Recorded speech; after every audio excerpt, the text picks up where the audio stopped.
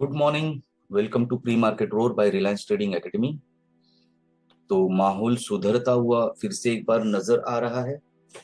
कितनी देर तक ये ऐसा सुधरा हुआ माहौल लगेगा रहेगा, ये देखना बहुत ही इंटरेस्टिंग रहेगा। तो डाउ जोन्स ने 33,500 पे एक सपोर्ट ले लिया है और वहां पर का 33,500 का सपोर्ट और ज्यादा स्ट्रांग भी होता हुआ नजर आया। कल कल का जो ऑप्शंस का डेटा है डाउ जोन्स का, उसके हिसाब से तो 33,000 का, 33,500 का सपोर्ट लेकर डाउ जोन्स का अभी का हम कह सकते हैं कि पहला टारगेट 34,000 है। और अगर 34,000 के ऊपर सस्टेन हो गया तो फिर 34,500, जो कि मैंने कल के प्री मार्केट में भी ये जो वेवफॉर्म बनाई थी, हो सकता है कि हमें ये वेवफॉर्म का फर्स्ट लेग या फर्स्ट वेव कंप्लीट होते हुए दिख सकता है। तो फर्स्ट टारगेट इज 34,000 और फिर दूसरा टारगेट हमारा 34,500 का डाउ जोन्स के लिए होगा। डाउ जोन्स अगर 34,500 के ऊपर सस्टेन होता है तो हमें बहुत ही अच्छी रैली, बुलिश रैली देखने को मिल सकती है। फिलहाल थोड़े मार्केट तंग सिचुएशन में रहेंगे क्योंकि जो फेड का पॉलिसी का डेटा आएगा, मेरे ख्याल से अगले हफ्ते आएगा, उस तब तक थोड़ा सा सिचुएशन रेंज बाउंड हो सकता है, थोड़ा सिचुएशन टाइट हो सकता है। बट ऑब्वियसली ये रेंज भी कोई छोटी रेंज नहीं है, बहुत ही बड़ी रेंज है। तो 34,000 और 34,000 के ऊपर गया तो 34,500 और उसके ऊपर गया तो फिर एक नई रैली हमें देखने को मिलेगी। जहां तक S&P 500 का सवाल है, तो जो हमने रेंज मार्क किया था उसी रेंज में प्राइस जो है वो सपोर्ट लिया है। थोड़ा सा ट्रिकी है S&P 500 का डेटा, क्योंकि एक नजरिए से देखा जाए तो बहुत ज्यादा बेरिश भी दिखा देता है। ठीक है, मतलब इन द सेंस इतना जो कहते हैं कि अनफोर्सिन, अगर अचानक से मार्केट में कुछ हो गया और गिरावट हो गई, तो जो बड़ी इंस्टीट्यूशंस अपने आप को प्रोटेक्ट करने के लिए जो पोजीशंस खड़े करते हैं ऑप्शंस में, तो वो जो पोजीशंस है ऑप्शंस में, उसमें एक डर नजर आ रहा है। और वो डर जो है वो बहुत बड़ा है, मतलब बहुत ही ज्यादा। मैं उसका अभी जिक्र करना पसंद नहीं करूंगा क्योंकि मैं किसी को डराना नहीं चाहता, लेकिन वो जो डर का माहौल है वो दिख रहा है, पता नहीं क्यों। लेकिन जो रिसेंट का कल का डेटा है S&P 500 का, तो वो भी कोई कम डरावना नहीं है। 3,850 के पास फिलहाल सपोर्ट बन रहा है, जो कि अभी यहाँ के लेवल से भी काफी दूर है कंसिडरेबली। लेकिन एक अच्छी बात यह भी है कि जो अभी मैं स्क्रीन पर देख रहा हूँ, S&P 500 अगर 4,000 के ऊपर सस्टेन हो जाता है सक्सेसफुली, तो हमें एक स्ट्रॉन्ग ब्रेकआउट मिलेगा और एक अच्छी रैली हमें S&P 500 में 4,000 के ऊपर सस्टेन होने के बाद में मिल जाएगी। अब बात करते हैं निफ्टी बैंक निफ्टी की। तो पहले मैं बैंक निफ्टी की बात करूंगा।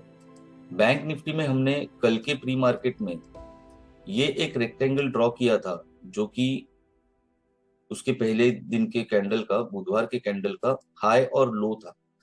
तो हमने ये बात किया था कि अगर ऊपर की तरफ ब्रेकआउट करता है बैंक निफ्टी, तो हमें ऊपर ये लेवल्स, और ये लेवल्स भी पहले से ड्रॉ करके रखे थे, तो अगर ऊपर की तरफ ब्रेकआउट करता है तो हमें ये लेवल्स अचीव होते हुए दिखेंगे। और वैसा ही हुआ। बैंक निफ्टी ने कल बहुत अच्छा रैली दिया है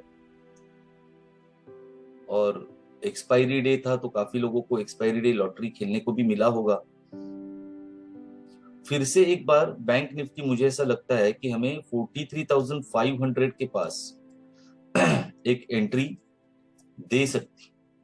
तो 43,500 का जो रेंज होगा यहाँ पर, अगर आज के दिन में एंट्री मिलती है, थोड़ा सा और थोड़ा नीचे भी जा सकता है, मतलब 43,450 के आसपास तक एक हमें रिट्रेसमेंट मिल सकता है और वहां से फिर एक बार लॉन्ग एंट्री हमें करने की अपॉर्चुनिटी मिलेगी। और मेरा अनुमान है कि इस बार मेरा जो सपना है 44,000 बैंक निफ्टी का, वो इस हफ्ते पूरा हो जाएगा। तो my target for this week for bank Nifty is 44,000 and we might probably see that achieved in this week itself. अब करते हैं बात निफ्टी की।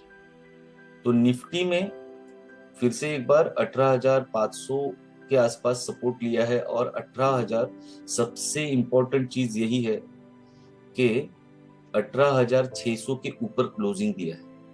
तो अभी जो इस हफ्ते का निफ्टी का डेटा है 18,600 का स्ट्रॉन्ग सपोर्ट है।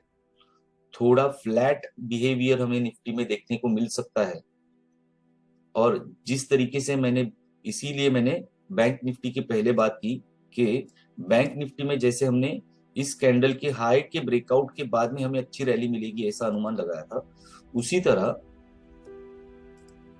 ये जो कैंडल है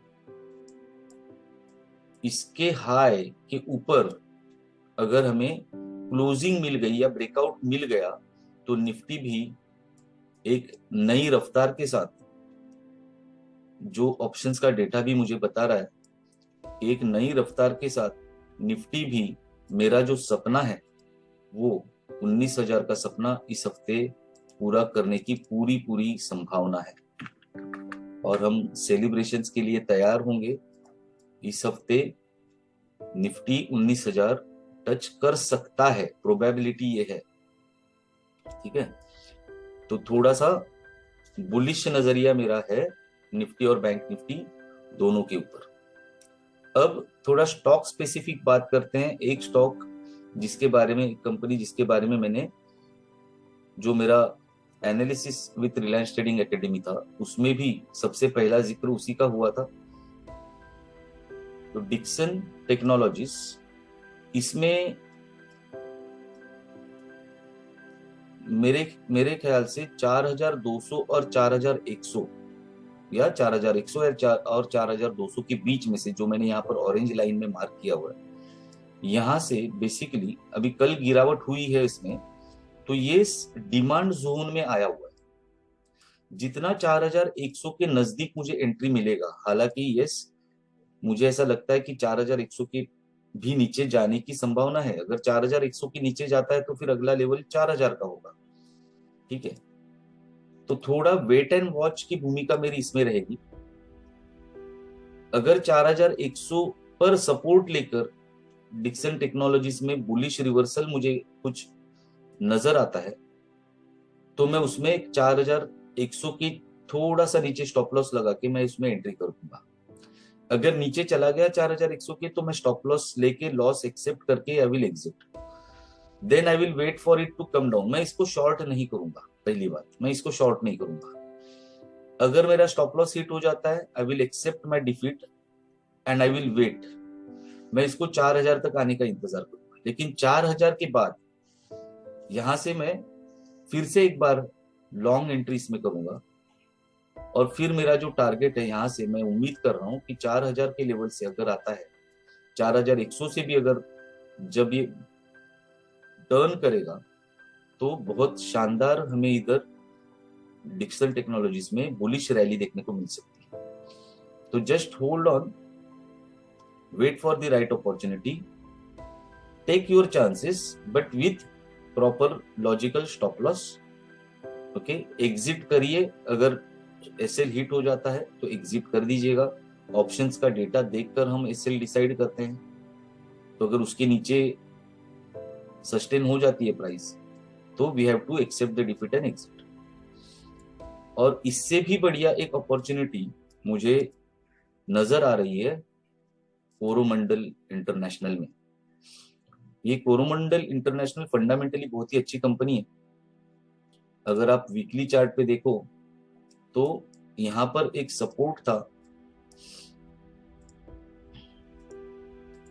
ठीक है, ये सपोर्ट था कोरोमंडल को, सपोर्ट के नीचे चला गया था, लेकिन अभी ये जो पैटर्न यहाँ पर वीकली चार्ट में बना है ये बहुत ही स्ट्रॉन्ग बुलिश रिवर्सल का पैटर्न है।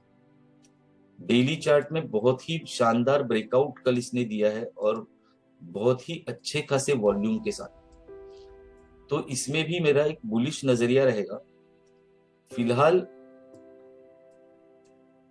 हमें थोड़ा सा कॉशियसली ट्रेड करना है, हो सकता है हमें 940 और 930 के बीच में एक बार एंट्री करने का मौका मिले।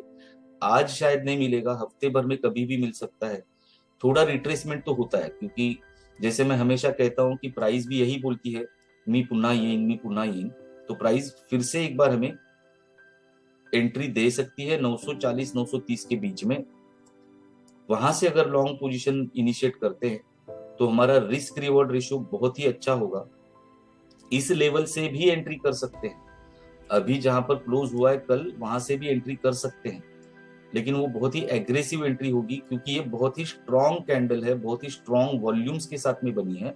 तो एक कैश सेगमेंट में आप डिलीवरी बेस पे यहाँ पर मुझे ऐसा लगता है कि हम लोग एंट्री ले सकते हैं, जिसमें रिस्क कम होगा और एक ये भी हो जाएगा कि ये अपॉर्चुनिटी मेरे हाथ से नहीं छूटी। अगर रिट्रेसमेंट आता है तो फिर हम इसको फ्यूचर्स में भी खेल सकते हैं, क्योंकि फिर वहां से हमारा रिस्क रिवॉर्ड रेशियो बहुत ज्यादा फेवरेबल हो जाएगा। तो 930 में अगर एंट्री मिलती है तो वो बहुत ही आइडियल एंट्री होगी। हो सकता है मुझे एक हफ्ता भर लग जाए मेरे ख्याल से, ठीक है, तो अगले हफ्ते इसमें एंट्री मिल सकती है शायद। और अगर यही बुलिश रन अगर कंटिन्यू किया तो ऊपर की तरफ मेरा जो टारगेट है कोरोमंडल के लिए वो 1100 तक का बन रहा है। तो अगर कल के क्लोजिंग से भी अगर देखूं तो भी मुझे लगभग 14%, 14% का रैली का मैं उम्मीद कर सकता हूं। बट यस, इंटरिम टारगेट्स वहां पर पार्शियल प्रॉफिट बुकिंग होगी। तो पहला टारगेट ये होगा, दूसरा टारगेट ये होगा, तीसरा टारगेट ये होगा। तो ये ऐसे एक एक टारगेट अचीव करते हुए धीरे धीरे हमें 1100 तक कोरोमंडल जाते हुए दिख सकता है। हालांकि it is all a game of probability, investments are subject to market risk. जो भी मैं यहाँ पर शेयर कर रहा हूँ ये कोई रिकमेंडेशन नहीं है, या बाय या सेल करने की सलाह नहीं है। ये मेरा पर्सनल जो मैं एनालिसिस करता हूँ वो मैं आपके साथ में शेयर कर रहा हूँ। So take advice from certified financial advisor before investing your hard earned money into the markets, because this is all a probability, game of probability. But yes, after spending a lot of time with the markets, this is what we have learned. This is called technical analysis. Okay, so मेरी नई batches भी शुरू हो रही है मेरे course की।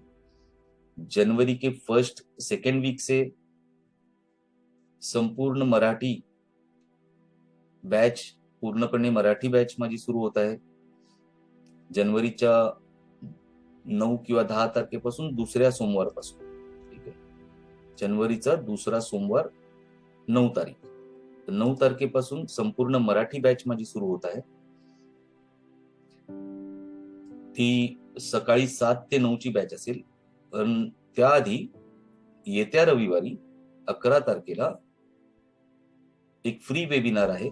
एक फ्री वेबिनार है 11 तारीख को शाम को 4 बजे से लेकर 6 बजे तक। उसकी लिंक आपको डिस्क्रिप्शन में मिल जाएगी। व्हाट्सएप का ग्रुप है, उसमें आप ज्वाइन कर सकते हो, आपके सवाल वहां पर पूछ सकते हो, वेबिनार के पहले भी, वेबिनार के बाद भी। तब तक के लिए thank you very much. Don't forget to like, comment, share and subscribe.